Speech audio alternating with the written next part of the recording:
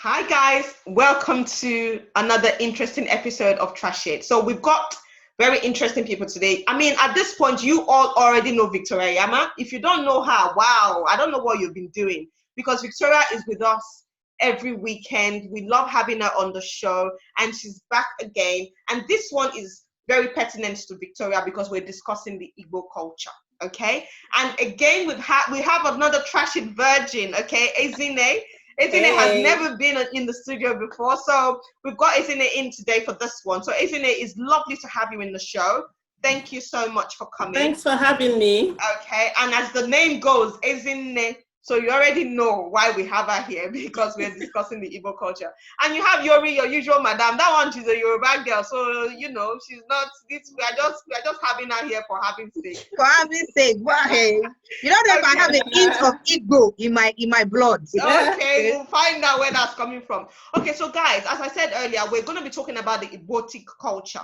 And the reason we're talking about this culture is we've learned recently, or we know that there's aspects of African culture, and I'm going to narrow it down to Nigerian culture, where there's always an issue when it comes to inheritance. So when the man dies, all of a sudden the man's family swoops in and grabs all things grabbable. I mean, I'm not going to say this is only relative to Igbos, because it happens in other culture, but today we're going to zoom in on the Igbo culture.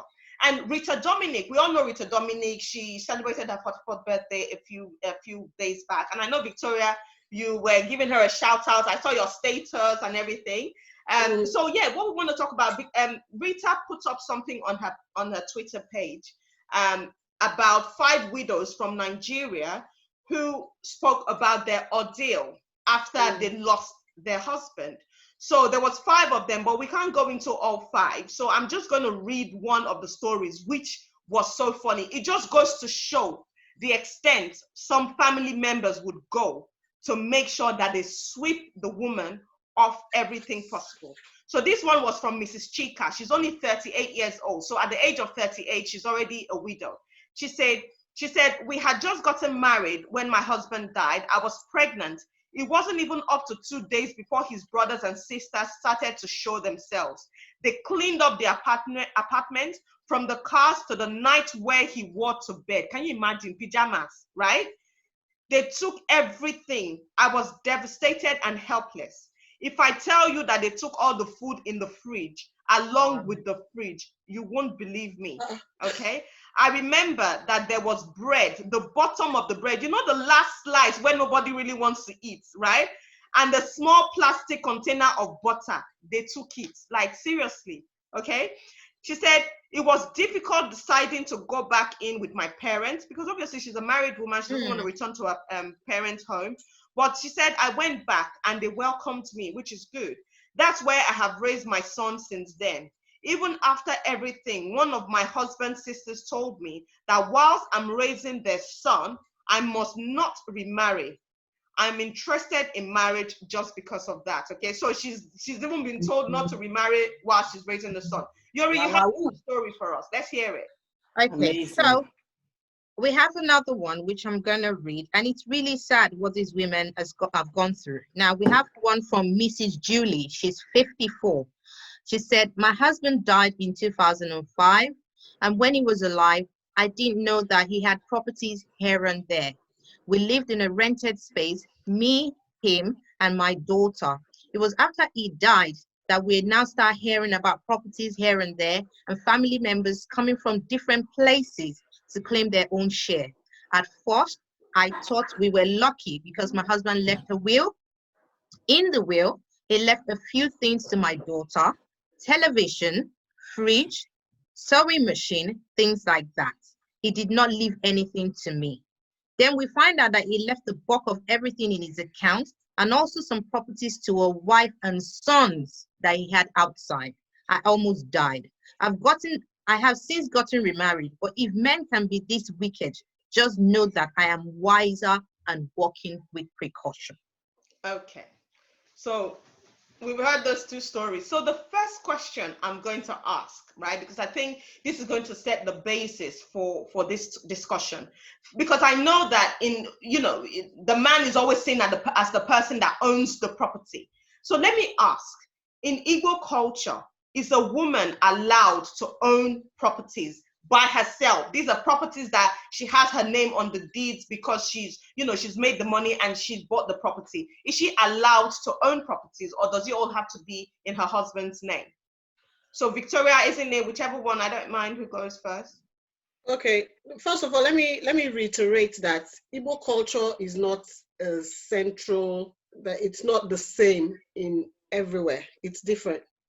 Most people veer a bit to Yoruba, like some places in Onitsha, Asaba, Ondo, and stuff. And the thick Igbo ones too are very, very different. Like, I'm going to speak about mine, which is Aruchukwu in Abia State, because I know that one. Because mine is different from Owerri, Imo State. It's different from Anambra. But I do know that in Anambra, women can own. They are very, very industrious people, right? So they do not narrow it down to men, but I know that women can own, but not from the father.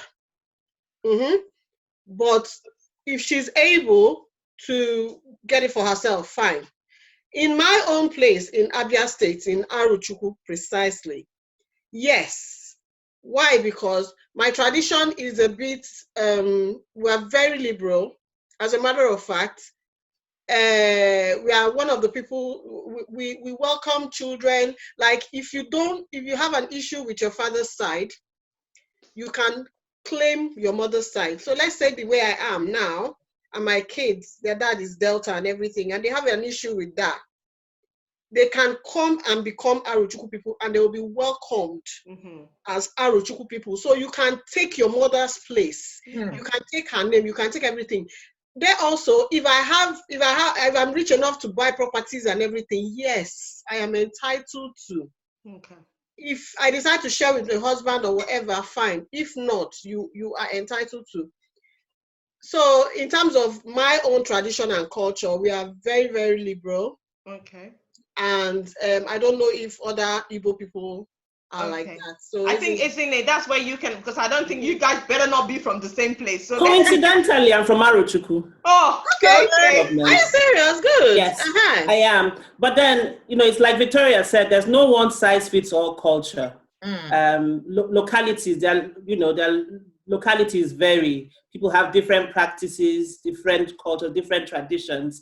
And may I also say that sometimes it's based on the individual and not the culture per se. In Aruchukwu, like she said, it's quite liberal. So my grandmother, for one, was a businesswoman. My maternal grandmother, she was a businesswoman. She made her money from selling cola nut and bitter, that other bitter cola. Yeah. She had her own stuff. It was not debatable, it wasn't negotiable. And so yes, in Igbo land and in so many parts of Igbo land, and this is not just something that is happening now, this is something that's been right from way back. Women are allowed to own property. Now, can you inherit from your father? Normally, culturally, no. That's mostly the sons. Nowadays, you have people that have wills and are more liberal and do these things, but culturally, women don't inherit from their fathers, but you can make your own money, you can inherit, you can have your own property, you can co-own with your husband if he's that way inclined. Yes, so my experience is, that's my own experience, yes.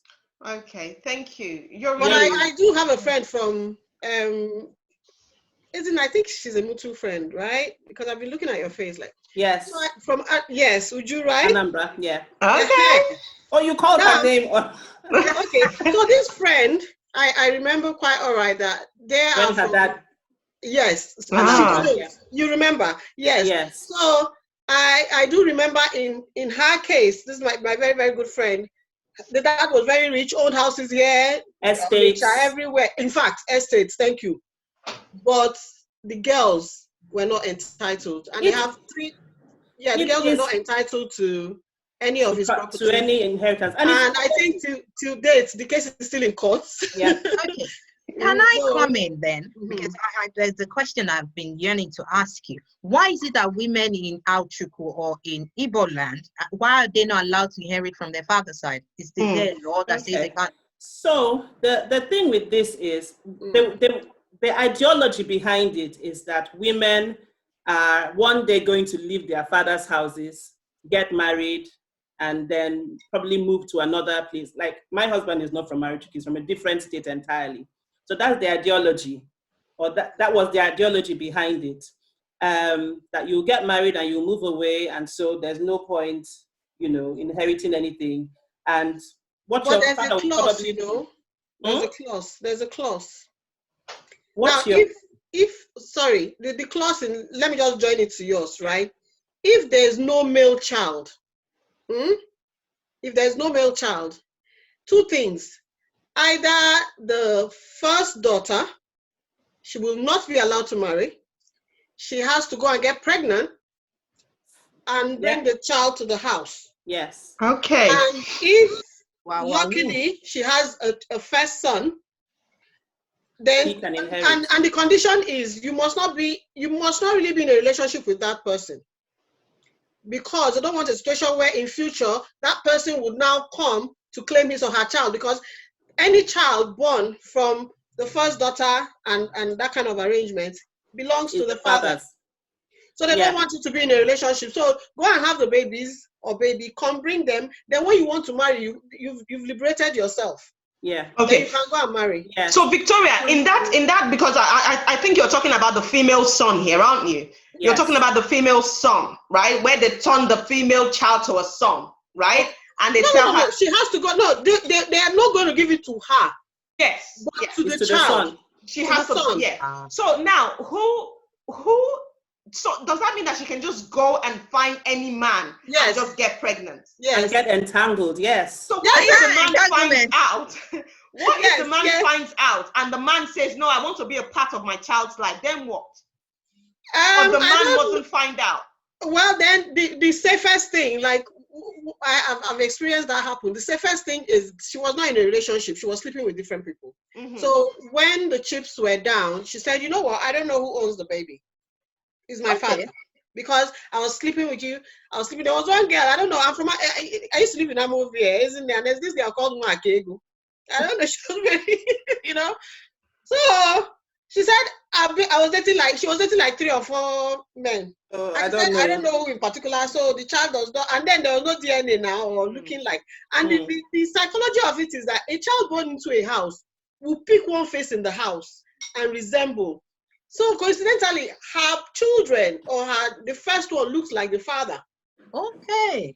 So, and she said she doesn't remember who in particular she was sleeping with. So it was the end of story. So can she get pregnant for a man from any tribe, Bini, Yoruba, Hausa, or does it have to be an Igbo person? As long as the person is not and I don't know. I'm sorry again. See, what she's looking for is a sperm donor. Anosu or Anohu. Okay. Yeah. So like an actor. That's another discussion altogether. But you must not entanglement yourself with that. Like someone from the caste system. But the fact is that she really, really knows who the child is. But she can't tell. But she can't tell. So my question is that we all know that when the man dies, or should I say, when a man dies, or when a woman dies, and the man is also dead, in the sense that who then inherits the property, especially when they've got no children, or if they have children, who inherits the property? So when they both died, if the woman had no child, so everything just kind of reverts to, we're talking about the tradition. We're not talking of modern times where there are wills and estates and all of that. So everything kind of reverts back to the man's family. That's my experience, to the man's family, right? Because property, yes. In the olden days, the woman had property. She has no children. They go back to the man's people. Man's people, not the woman's family. Even if it's a woman's property. The woman's property, as long as she's still married into that family. My experience, unless maybe Victoria has another view, I don't know. My experience is that the man's people inherit everything because she's the man's wife. Some people will argue, we paid your bride price, so you are our property. So your property is our property. It's our property, yes, that's it, yes. So even though the woman owns some of those property, we are talking of cultural. We're not talking about. No, it's good. We're talking about cultural. So it goes to the man's family. Family. So what if they have female children? So if they have female children, it still goes back to the man's family. But I think the best part of it is that the Ezaro is an educated man. He's a medical doctor. He doesn't really do all those dodgy traditions. He does a lot of common sense. So over the years, since he became the Ezaro, Mazi Vincent, he has changed everything. So we are very, very liberal. We are very, very, and he feels that whereby there's no son and there are daughters, please share it among the daughters before it gets to. So in my place, all those very, very, you see, like as they said, it's an individual. You see this whole this traditional thing is wickedness. So it's an individual thing. An excuse for people to just be wicked. Yes. Because, Victoria, I'm going to come back to the Ezaro you mentioned. So who is that? Who is the Ezaro? What's his role? He's a king. You know, we do monarchy. Okay. Like here.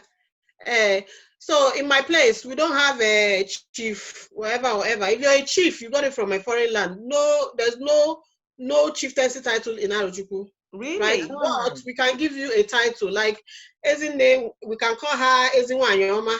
Yes. As a title, right? And there'll be a ceremony, but she will never be addressed as chief. Okay. Compared to other cultures where they have Lolo and chief and stuff. So we don't do that. But we have the Ezaru, who is, it's an inherited kind of family. Whatever. Just like in my place. And then I come from a place they call Igbo. So the ruling used to be in my family, the Inyamas, but my father didn't continue. So he went on to the next Inyama family. So my uncle is now like a stub Eze. In Ibomisi. Ibomisi is like a borough, like Ezaru is the main, I mean Arujuku is the main, and then we have stubs. But it's only family kind of royalty thing. So me, I'm a princess, so I don't claim it. Very humble. Yes, I am. So, but the thing is, because of the king we have, he is an educated person. And a lot of those, we used to be very, very barbarical.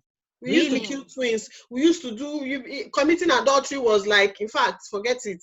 We used to do, but after Eze Vincent came on, a lot of things. In fact, in this widowhood thing now, any widow that is being maltreated, you have access to reports to him and he will rectify it. He is not into whether you have a son or a daughter or you don't have a child. No, he is not. Okay. So my own place is different, but in other cultures, why I say ours is different. My mom is one of those women that are very troublesome in the village. Bless. So she's the kind of she's the one, and she's one of the Inyama rules that say what has to happen. I don't agree with her. I have never supported her. She's the woman that when there is an issue like that and you're having issues with cutting your hair, my mom would take the razor blade and cut the hair. And I used to tell her that this is not right. Right? And she would tell my mom is too culture. And stuff like that. So a lot of those things, people now, I don't know, it's individual. If the woman is in a circle where she's not well liked, then that's really, really bad. Wow. But when she's well liked, a lot of things can be exchanged. Like they can say, okay, instead of you to sleep on the floor, right, just bring this and then you sleep on the bed. Or instead of you to not eat cooked food, okay, just do this and then we will cook your food specially for you. And all those drinking water of the cups and all that, we don't do that anymore. But you take an oath that you don't have a hand in what happened to the man. Okay. So we have different, like in my place, we have what's called a baramibo, which is like our own. I keep mixing this thing. I'm a Christian now. We have what's called a baramibo. Is our ancestral something that you have to go and swear. Is That you juju. didn't. Okay, so is that where you swear that you didn't kill your husband? Yeah, that you didn't kill your husband or something. So we have different shrines. We also have the tree of truth, Binkita, right? They could also take you to that one, and you go and stand in front of the tree and you swear. But what if you're a Christian? How do you escape this swearing? So I know in my mom's case, there were things that did not resonate with her beliefs as a Christian now. But she had to do some of those things culturally. And there were some that they would say, okay, if you can't go, you do the money equivalent of it. You do the money equivalent, and then somebody will now go and cover it for you or something like that. But there were certain things she did, the one she wasn't comfortable with. And bear in mind, and I think it also depends on the family you're from. And sometimes we women are our worst enemies. We women from the husband's family are the ones that drive these things most of the time. It depends on, and possibly how old you are. My mom, she was in her 60s when my dad passed away. She had adult kids. No one was going to force her to do anything she didn't want to do. You get? So she only did what she felt comfortable doing as a Christian. Every other thing they were able to swing it. So sorry, Yuri, I know you want to ask a question, but just because it's in line with what is in it. So for example, because all this swearing of oath, if the man is 90, 100, you still need to go and swear oaths that you didn't kill that old man already. Right, yeah.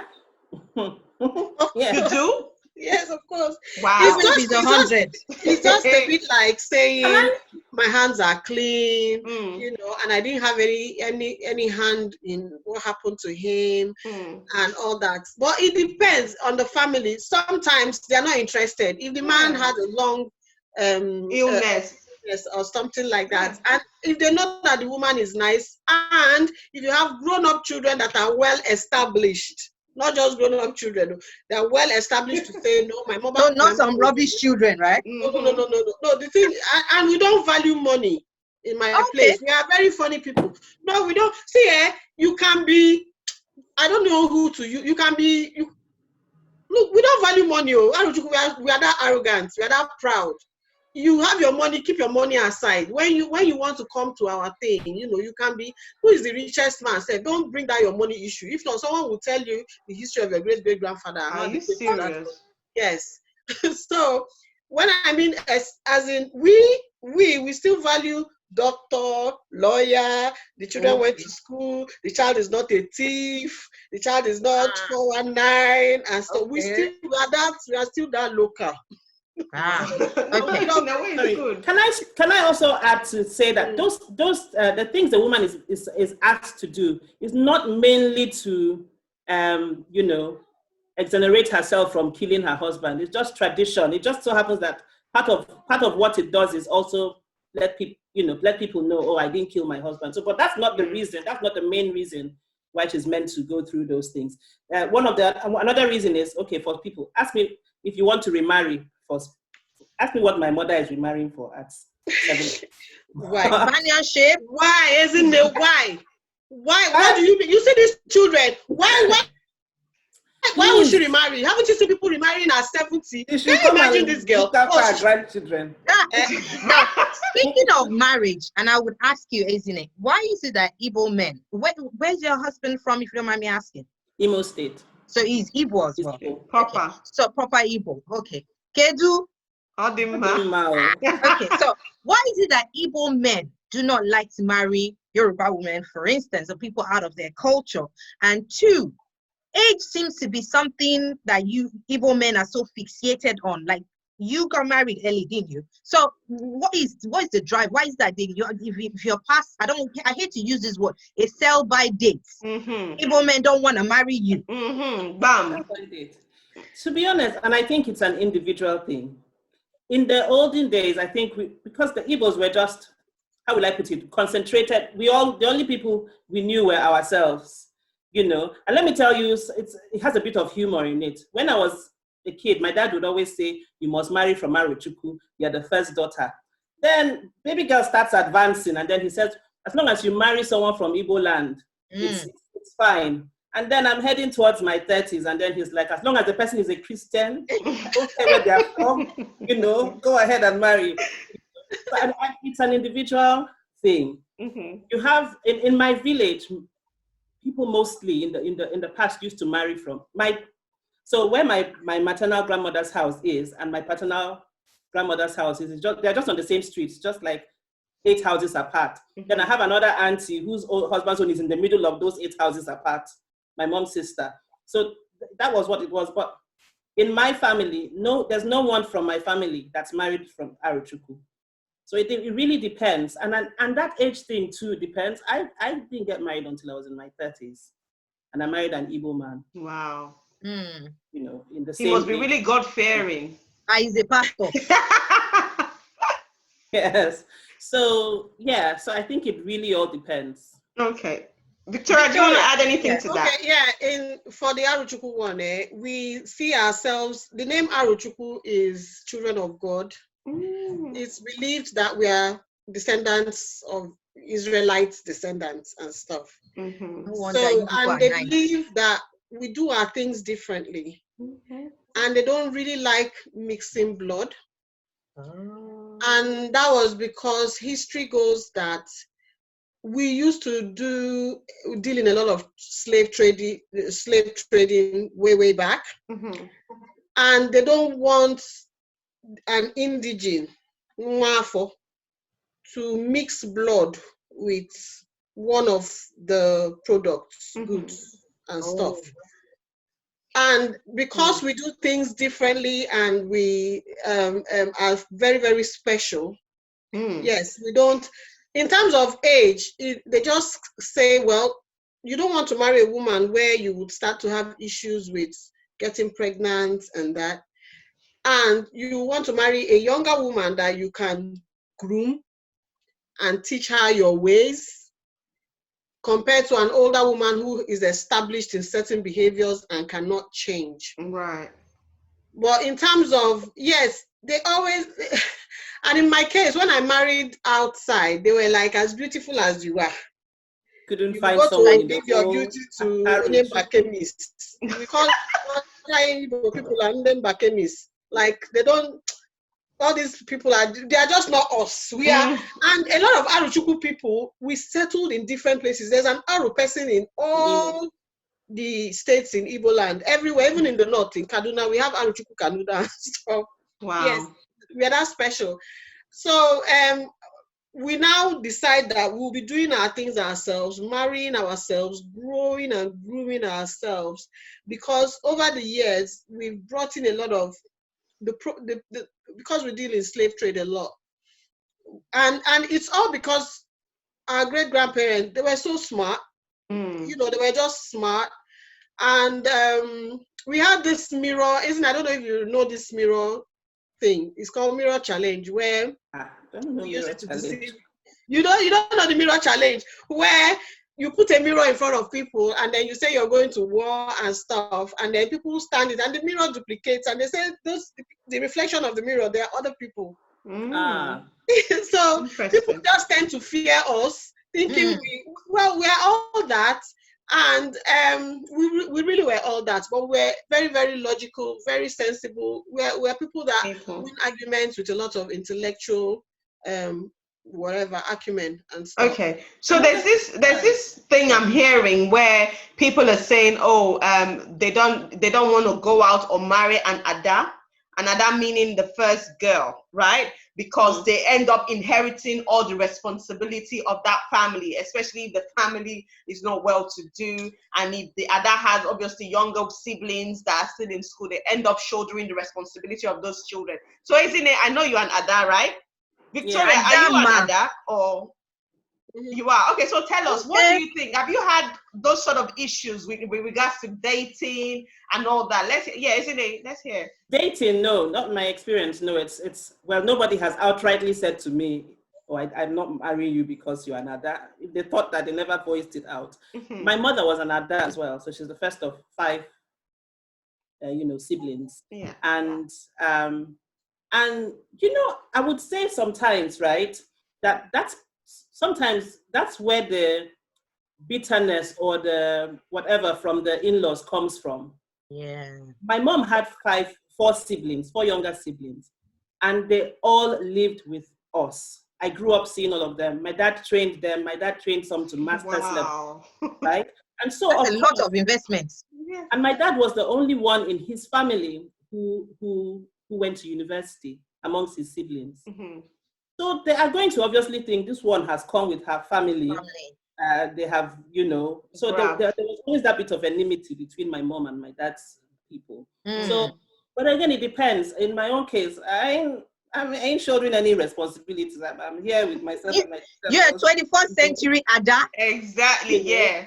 And all of that. Yeah. It still happens. I heard the story of a girl who recently, I think she's a YouTuber, and that happened to her. She was in secondary school, and her dad said to her, I can't pay for your education anymore, and your younger ones need to go to school, so you have to marry. And then she married this man. She was 16 or 17, and then he was taking care of her family. So I know it still happens, but personally, I've not had that experience, but I know it's there, and I know that it can bring enmity. It's funny you should say that, because I remember I have a friend because I went to a boarding school, and this friend, when we were all in school, she's very well mature. She's Igbo, and whilst we're still in SS2, SS3, she already knew who she was going to get married to. I think the man was even already paying her school fees. They were just waiting for her to leave school and straight. And as soon as she left school, straight on, she got married, because the man was well-to-do, and he started to help with the girl's family, the mother, the father, the brothers, the sisters, and he helped them. So she sort of sacrificed herself in a way for her family, because she was an Ada, and all the burden was on her and her husband, and the husband showed her the responsibility. Victoria, do you have any experiences of Adas or? For me though, fortunately or unfortunately, I'm an only child, so I didn't have all that. But I know it happens in my place, and I know that in fact the second cannot even marry before the first. She has to wait. Yes. And but again, we are not materialistic people, and it is not a criteria not to be married off due to family responsibilities. And because we have a lot of pride, the Aru man would not want a son-in-law to come and do or carry certain responsibilities. No. If you want to train your wife, fine. The Aru man would train to the best of his capacity, right? And the younger ones, the same thing, but they do not impose it. You have to do this and you have to know. Yeah. But in other Igbo cultures, they impose it. Like you have to build a house, you have to buy a car, you have to buy a bada, you have to see this one is in school, you have to finish paying the school and all that, which is why now the good thing about the Aru people is that because they don't put all these things on the suitors, when you maltreat their child, please, they always beg you to come back. Come back. Because for when you pay that 21 shillings bride price, they give you back. Okay. Our bride price is 21 shillings. Yeah, but how much is 21 shillings? No, you go and look for shillings and bring it. For real? Wow. You go and look for shillings. Shillings. And bring it. Wow, okay. Because if you ask them how much it is in shillings, they can tell you 1 million or 2 million. So just give the shillings and bring it. And when you give them the shillings, they'll give you back 80% of it and keep 20%. So that any day you maltreat their child, please, she will come back and then they will return the 20% to you, no loss. So yeah, and based on that, that's why they don't believe that you have to maltreat the girl, because a lot of cultures, when they finish suffering to do that exorbitant 3 or 4 day marriage, and the girl comes, the first thing is to maltreat the girl. They just treat the girl anyhow, like we have paid your bride price and blah blah. Spends money. And in Aruchukwu, they'll also tell the man that, look, yes, you've paid her bride price, but you don't own her, because you cannot own an Aru person. And God forbid, if the person passes away, they always insist you bring the body back to her place to bury her. There's something they say, you can't bury an Aru person outside. You have to. Yes, you have to try. Can I comment? Right. If there's anything that is well known, whether being an Aruchuku person, an Imo person, someone from Anambra, is most Igbos are Catholics. Yeah? Yes or no? At least, let's just say for argument's sake, 20% of Igbos are Catholics. Yes. And yeah, within Catholics, because I grew up within the Catholic religion, Catholics, you're not allowed to have a second wife. So, should someone pass within the Igbo culture and the man needs to then inherit the wife, where does religion come in? Because culturally, this is what is expected of you as your kinsman. You need to take on this person's wife. But invariably, you will be sinning against God by having a second wife. That so is assuming. Yeah, go to you. Yes. That's assuming you are God-fearing or okay. have Christian beliefs. Assuming you are among the 20%.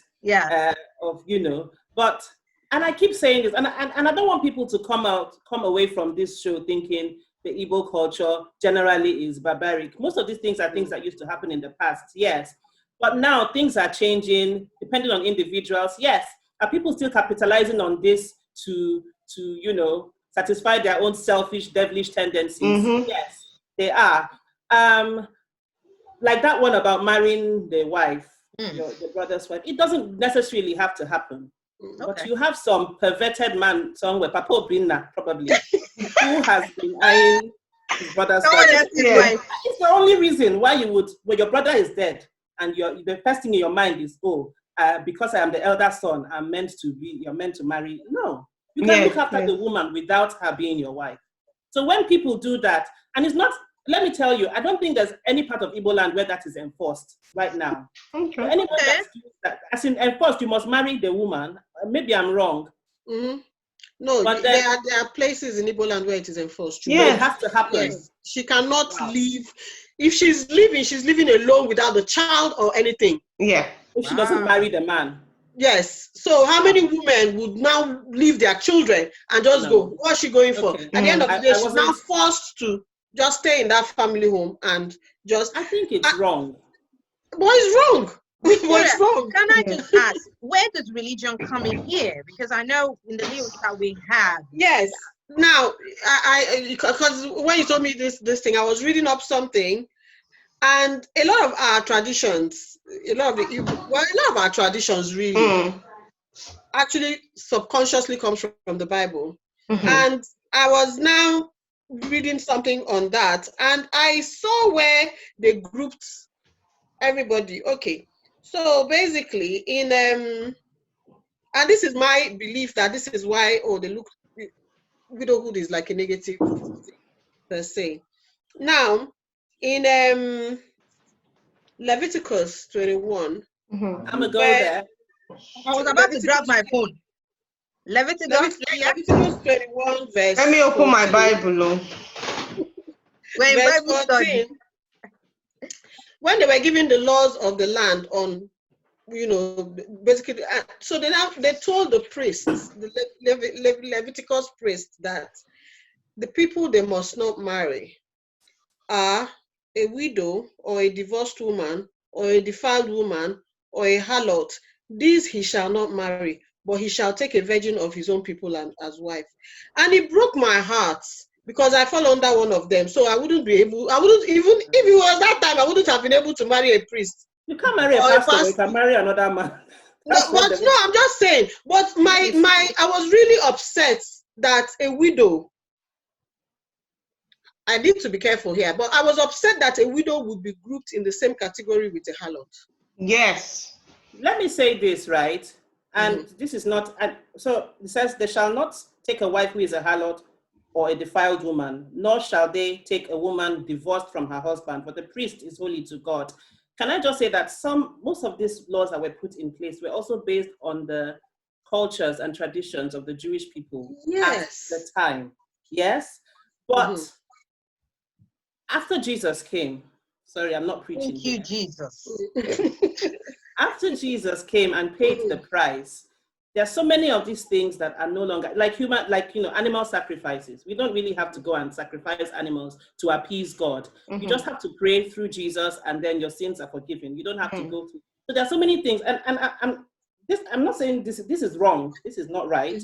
But I'm saying that this is probably based on the Hebrew or Jewish tradition. After Jesus, most of these things that we see in the Old Testament no longer apply. That's all I'm okay, saying. then let me take you to Isaiah 54, verse 4, where, and this is to show that the Bible actually recognizes that widows are being reproached, and reproach is being treated badly. So 54 verse 4, which says, well, do not fear, for you will not be, it's a long distinction. Yeah. But what got me is, do not fear, for you will not be ashamed, neither be disgraced, for you shall not be put to shame. For you will not forget, for you will forget the shame of your youth, and will not remember the reproach of your widowhood anymore. So that means that they actually know that widows are reproached then and till now. So my point in this is, it is not a bad thing on the woman to be a widow. No. She did not decide to kill any. She never planned that the man was going to die. Nobody chooses to be a widow. Nobody. So, but why should they be reproached? And why should they be grouped as...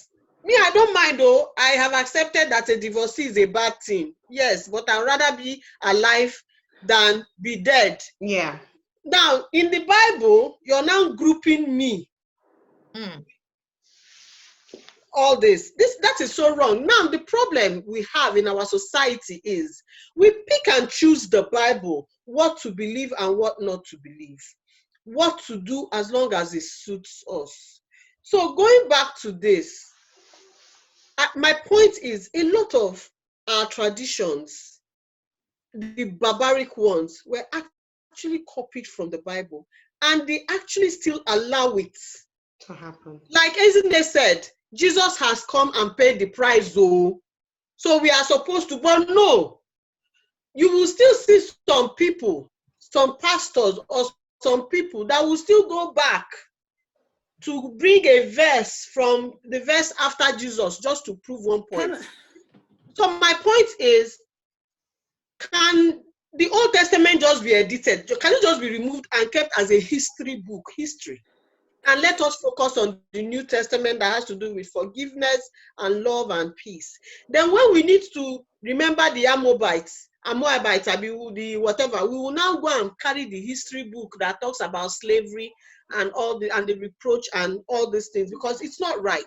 Okay. So it's obvious from what you guys are saying that it's almost as if the Bible, right, is used to back up some part of this culture, and it's being used as they deem fit, right? So when it suits, then they bring out the Bible and back up what they're about to do, and then when it doesn't suit, then they say it's tradition, you have to do it. Isn't it? You want to say something? I beg to differ slightly, and I see where Victoria is coming from, and I respect that view, but I don't think all our barbaric traditions come from biblical beliefs is right. I actually believe, and that's not saying that there are people, and like I said at the beginning, I think when we're having a chit chat, that people read and interpret the Bible or whatever they read or see differently, however it suits them. The Bible already says, as a man thinketh in his heart, so is he. So if I'm evil, I'm going to look for the one that suits me in the Bible, and I'm going to. But there are things like killing twins, or people that have lepers. In my village in the past, if you have leprosy, you are going to be buried alive. They will ask you what your favorite meal is. They will prepare it for you. You eat. They will get you drunk on good palm wine, and they will beat drum to your grave, and then they bury you alive. So there's a lot of things that used to happen. And when Christianity came, most of these things stopped. But are there people who look for any excuse in the name of religion to satisfy their wickedness or whatever? Yes, that exists. But, I think we can't blame all our whatever on Christianity. Okay.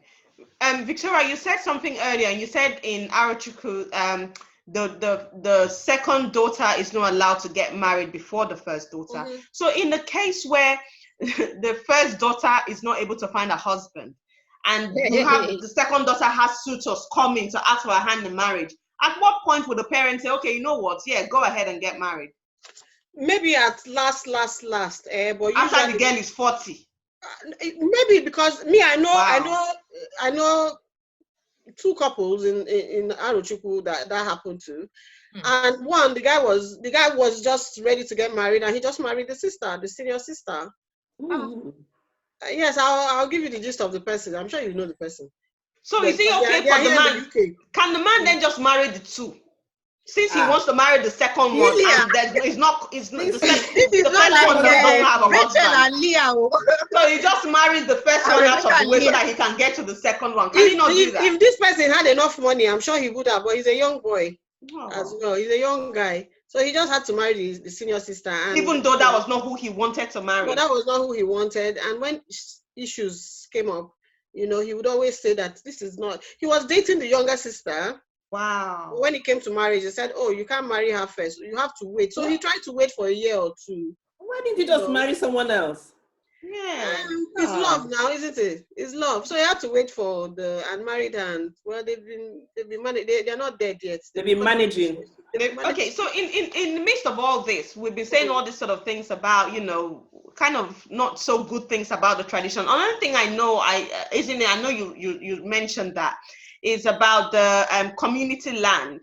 Okay, so for me this was like news to me, because does that mean that in the community, how does it work in the community? Do they assign a portion of land to a family? Because I know in my tradition you better buy your own land though. So how does it work with the community land? in my whatever we have, where I come from, so I'm from Ututu in Aruchukwu local government. Okay. Right? So we have what we call compounds, like your compound. So compound has compound land, or lands, the plantation or lands for the compound. And then every family has a portion, and then they just divide it. So my dad would have his.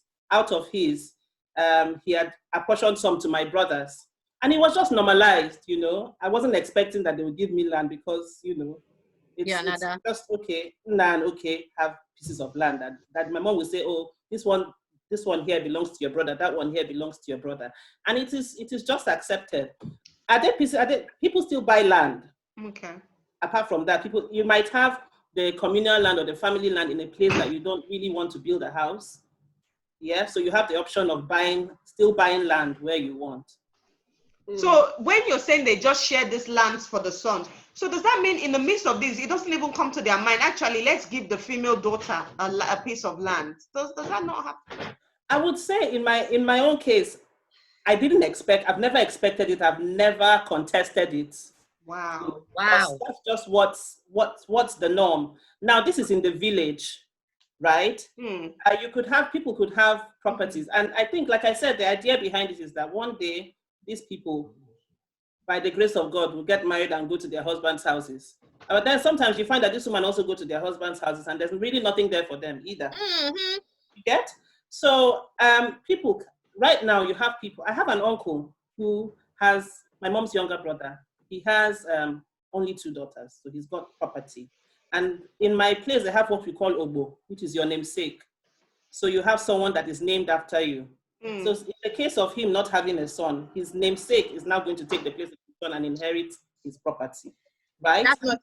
That always not his child. It's his brother's child. Like Godfather. It's like the godson. He was named after him. Yeah. Another thing I've learned about the Igbo tradition is this Umuada thing, right? What is that role? You have more clarity on it, Victoria, because Umuada. Our own, it is different from different people. Anambra one, right? Yes. Umuada is just a collection of firstborn daughters coming together to work, to help each other, because the Ada's life is different. The Ada is like a sacrificial lamb for everything. Yeah. The housework, cooking and cleaning, going to school, everything. So they said many years ago, they all now got together and said, okay, we are going to go to the farm. we all go as a group, because an Ada cannot be going to the farm with, let's say, the youngest girl, or they just had a lot of issues with respect those days, that you have to respect me. Like, we are not the same age mates. I'm an Ada. Hey, I'm an Ada. So that title comes with a lot of responsibility. And it got to a stage that the Adas were like, you know what, we suffer a lot, so we need to start oppressing. Right? Wow. So everything is like being a senior in boarding school. Everything we went through, the parents would not met it out on the younger ones, but the Ada will say, okay. Typical example, she's supposed to do the housework, right? Parents go out. She doesn't do it. She assigns the younger ones to do it. Meanwhile, who is going to be held responsible? She. If the dishes are not done, if the house is not kept tidy, she will get the beating or the word, the bad words or whatever. So that is just basically how. So they now grow up with that kind of union meeting and stuff to say, this is what we will do. We will not allow certain people into our caucus. When you invite us for an event, you have to specially invite us with a big carton of a thing. You know, it's just, Umuada is just about respect. Okay. But in other Eastern places, they now use it to dominate, to oppress, and to subjugate. And that is mostly because they have been through so much themselves. But thank God, a lot of them are now educated and they are now changing. But even at that age grade thing, like, if you're not an Ada, you can't come into my meeting. You're not on the level of coming into my meeting. So it's just, for me, the one I am in, it's just for the fun. And you're in an Ada group. Yes, yes. I'm an Ada too. I'm not just Igbo. So I think another thing that happens there is, in a family, you know, like how I said, we have our compounds. So they have the Umuada of that compound. So like when I got married, part of my bride price, they will say you have to give the Umuada their own. Do you get? When the new wife is married into the family, the Umuada will have to, you know, we welcome her, are supposed to make her feel welcome into the family. Now, it depends on which family you're married, but they're meant to make you feel welcome. Things like that. Education. My dad went to secondary school on a part, we like call it in their own way, scholarship, that the Umuada were like, this boy is very brilliant and everything. Let's put money together and send him to this school in Arundiswago, another Aru in Imo State. You know, so ideally that is what they are meant to be for. They are meant to promote that family life. They are meant to build community, unity. Ideally, that's what it should be. Okay. Interesting. So is there an issue, just before we round up real quick? Do the men need to marry the women as virgins, or it doesn't really matter? No, we don't. No. It's an individual thing, right? Because I think in the news the other day, was it this week? This man was saying, I married my. I married all my wives as virgins. It's a badge of honor. Yes, it makes me suspicious of these reasons. But we cannot talk now. All we can do is to say and what. It's very, very, so I'm just thinking it's an individual thing. And I think, some people are educated, but they are not educated. Some people are educated, but they are not. So you can be a professional, whatever you were, but it didn't just, some people are very, very local. And yes, and again, the Umuada is different. One of the things they also do is all this, how do I put it? They are diabolical traditional nonsense, right? That's what I do. The one in my place is all for fun, no. It's all for fun. If you invite me to your house and I want to come with my Umuada, you give us a carton of champagne and stuff like that. It's not, we are not here to here to oppress you. Okay. We are not here to we are just here to chop. So but for some other cultures, you have to go and swear that some silly oaths and stuff like that, and wear all these juju things and like, okay, so in those other cultures, they feel that because the Ada is very, very dominating, she needs to now protect herself with all these fetish things so that you cannot attack her. Okay. Yes, when she's doing her thing. So when there's an issue, she's like, do you know me? blah, blah, blah. You're not, who are you? You cannot touch me. All that for me, I'm Okay. not trying their power. I'll let them not even come and say, hey, you want to know? I'm not trying anybody's power, but all I'm saying Disclaimer, I'm you not want in trying your your own power. place, it's just for the fun. Okay. I'm not trying. It's all for the fun of, because some of them wear white, some of them wear all kinds of funny things that they wear to their meetings and stuff. It's just for the fun of it. My own, we just have our Omuaru Chukwu, but we tie anyhow. There's nothing, nothing. It's interesting. I think for me, having said all this, and obviously thank you guys for the information that you've brought in. I really like the fact, Victoria, you mentioned earlier where you said in your culture they don't really care about how much money you have, but rather they care about what you are. Yeah. So even if you're a doctor and you're earning 100K a year, they don't care. They don't care. But the fact that you're a doctor means more to them. Whereas if you were a businessman or whatever and you have a lot of money, then they don't really care. So again, which means something like hush puppies kind of business would not fly in your Don't come and talk in public, they will tell you the history of your great-great-grandfather. Is it because you have money? Which stupid money? Exactly. No, you cannot. Hey, they did it to no, let me not even say it here, but no, don't bring your money. we don't, and I think we as individuals, we are like that. It's a kind of pride, it's a positive pride that we have to say, who is this person that you, because a lot of times before you respond to somebody, and this is just the wickedness, but it's fun. If someone from my place now wants to attack me, I will first, I want to know, who are your grandparents? Where did you get the mouth to talk? Is it not this one that is... No, you don't want to look for an Aruchuku person's trouble, because they would abuse from... If the great-grandmother ever stole in the market, they will bring it up and say, this one that your great-great-grandmother was a thief. So it's a generational abuse. Because you think you have money. The money runs in their family. They are a family of thieves and rogues. And yes.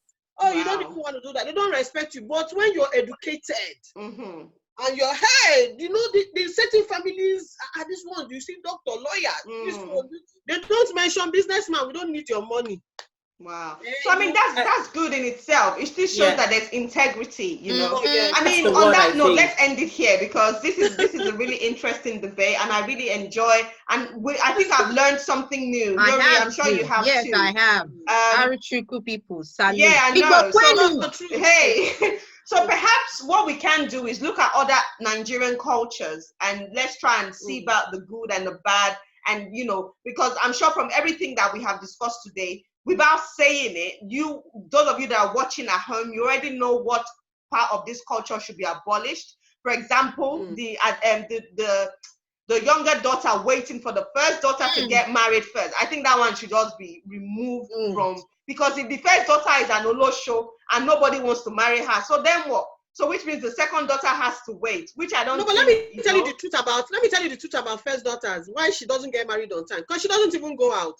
Because she needs to live an exemplary life for her younger ones. So she doesn't even, most of the time, she doesn't even have a social life. Go to school, come back, read. You cannot go to the village square to play for young boys to see you. But your younger sister can sneak out and be seen. But you dare not. So it is all that conservativeness and discipline and overprotectiveness on the first child. On the first sons go through it as well. But first daughter, it's so it's not as if she's not even seeing people, but she doesn't even go out. She is not that free to go and be philandering or doing that nonsense. No, you don't go anywhere. So I think these are the aspects of the culture that need to be looked at, and they need to review it and maybe bring out those rule books and rewrite it, because I suppose it needs to evolve as technology and the world is evolving. They need to get with the program and evolve as well. So on that note, we're going to leave it here. Thank you so much, guys, for joining us. Victoria, it's been amazing having you back. Thank you. Isn't darling? Thank you so much for coming back. And I'm sure you're gonna, you would love to come back again if we feel like, we need your input on other interesting topics. Yori, the usual madam, thank you very much. And on that note, we'll see you guys. We'll see you on Saturday morning at 9:30 a.m. when we premiere on our YouTube channel. Until then, have a lovely week and you look after yourselves. Thank you. Bye. Bye.